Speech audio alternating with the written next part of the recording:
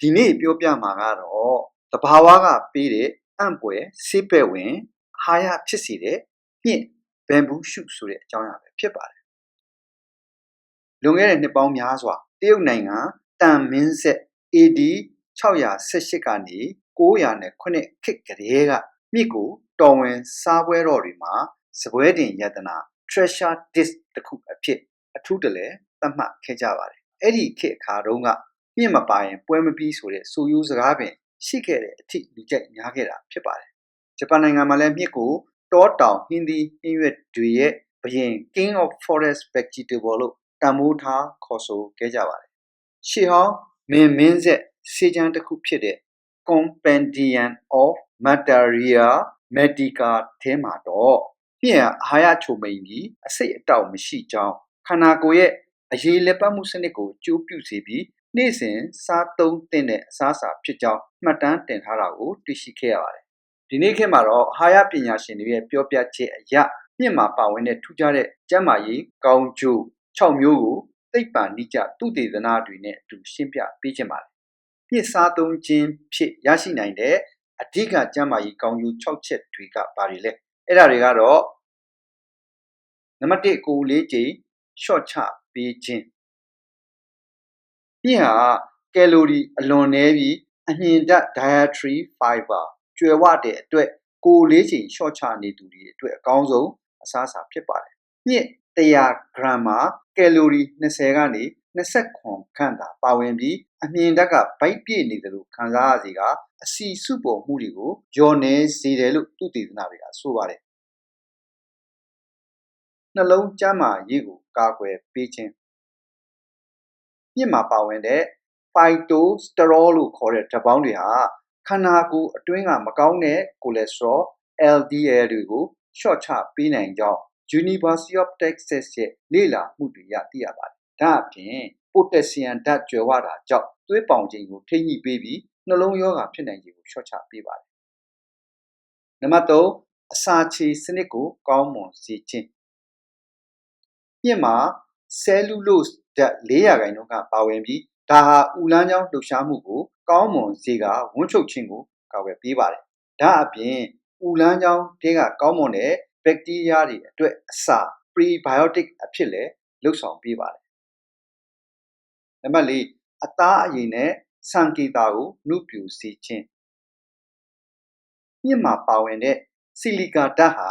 ခန္ဓာကိုယ်ရဲ့ကိုလာဂျင်နဲ့အလာစတင်ထုတ်လုပ်မှုကိုမြင့်တင်ပေးနိုင်တဲ့အတွက်အသားအရည်တင်းရင်းစေပြီးအရေးအကြောင်းတွေကိုလျော့ပါစေပါတယ်။ဒါအပြင်သပင်ကျွတ်ချင်းကိုကာကွယ်ပေးပြီးလက်သေးတွေကိုလည်းတန်ပါစေပါတယ်။နံပါတ်5ကိုယ်ခံအားစနစ်ကိုမြင့်တင်ပေးခြင်း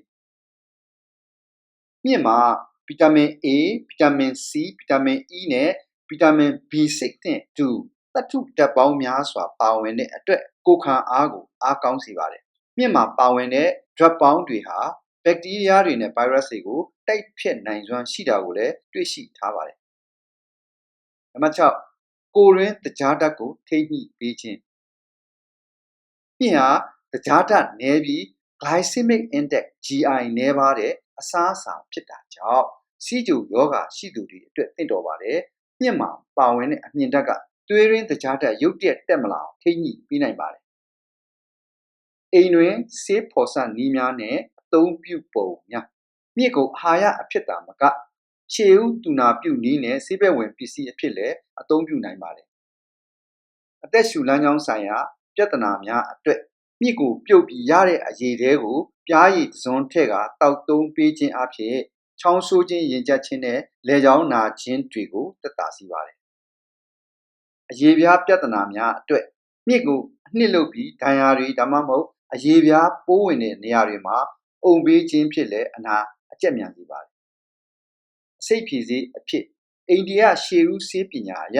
မွေဒါမှမဟုတ်ကင်းချီများကိုက်ခံရတဲ့အခါမြင့်ရည်ကိုတောက်ပေးခြင်းဖြစ်ဒါမှမဟုတ်အနာမှာလိမ့်ပေးခြင်းဖြစ်အစိတ်ဖြည်ရမှာအထောက်အကူပြုတယ်လို့ဆိုပါတယ်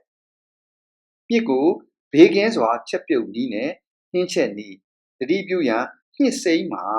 cyanogenic glycoside လို့ခေါ်တဲ့အစိတ်အတောက်တွေပါဝင်နိုင်တာကြောင့်မစားသုံးခင်မှာတေချာစွာပြုတ်ဖို့အလွန်အရေးကြီးပါတယ်။သတိထားရမယ့်ချက်ကတော့ အစိမ်းမစားသင့်ပါဘူးရေစိမ်ပြီးပြုတ်ပြီးချက်ပြုတ်ပြီးမှသာစားသင့်ပါတယ်ထိုင်းစတိုင်မြင့်နှင်းကြိုနံပါတ်1မြင့်စိမ်းကိုခွန်နွားပြီးလှီးဖြတ်ပြီးအခါးရည်ကုန်အောင်မိနစ်20ခန့်တေချာစွာအရင်ပြုတ်ပါနံပါတ်2ပြုတ်ပြီးသားမြစ်တွေကိုရေစစ်ထားပါနံပါတ်3အိုးထဲကိုရေငရုတ်သီးမှုဘူးသီးရနွန်းရွက်ရနွန်း leaf မှရတဲ့အစိမ်းရောင်အရည်တွေကိုထည့်ပြီးစုအောင်တည်ပါနံပါတ်4ပြီးရင်ငပိဒါမှမဟုတ်ငပြာရည်အနှဲငယ်နဲ့အာဟာရသွင်းကကျန်းမာရေးနဲ့ညီညွတ်တဲ့မြင့်နှင်းကြိုကိုသုံးဆောင်နိုင်ပါတယ်မြန်မာလူမျိုးတွေအတွက်တော့မြင့်ချင်နှင်းဟာထမင်းမိန်စီတဲ့နှင်းလျာတစ်မျိုးဖြစ်တယ်လို့မြင့်ချင်တဲ့ချမောင်ကျော်ဟာနိုင်ငံခြားရောက်နေသူတွေအိမ်လွမ်းစီတဲ့နှင်းတစ်ခွက်ဖြစ်ပါတယ်မြန်မာတွေအတွက်မြင့်ကိုအမျိုးမျိုးလှူစားကြပါတယ်မှတ်သားစရာကတော့မြင့်ဟာကယ်လိုရီနည်းတယ်အမြင့်တက်များတယ်နှလုံးနဲ့ဦးလန်းချောင်းကျန်းမာရေးကိုအထောက်အကူပြုတဲ့သဘာဝအစားအစာတစ်မျိုးဖြစ်ပါတယ်မြင့်ဟာသဘာဝကပေးတဲ့အံ့ဖွယ်ဆေးဘက်ဝင်အစားအစာတစ်ခုဖြစ်တာကြောင့်စနစ်တကျချက်ပြုတ်စားသုံးမယ်ဆိုရင်သင့်ကျန်းမာရေးအတွက်အထောက်အကူအများကြီးရရှိမှာဖြစ်ပါတယ်စာဆုံးကြည့်ရှုအားပေးတဲ့အတွက်ကျေးဇူးတင်ပါတယ်နောက်လွယ်လွယ်ကူကူကြည့်ရှုနိုင်ဖို့အတွက် subscribe ကိုတစ်ချိန်နှိပ်ပေးထားပါလို့မေတ္တာရပ်ခံပါတယ် like နဲ့ share ကိုလည်းနှိပ်ပေးစေချင်ပါတယ်လူသားအားလုံးလွတ်လပ်ပျော်ရွှင်တဲ့ဘဝတွေကိုပိုင်ဆိုင်ကြပါစေလို့ဆုတောင်းလိုက်ပါတယ်အားလုံးကိုကျေးဇူးတင်ပါတယ် Happy Great Day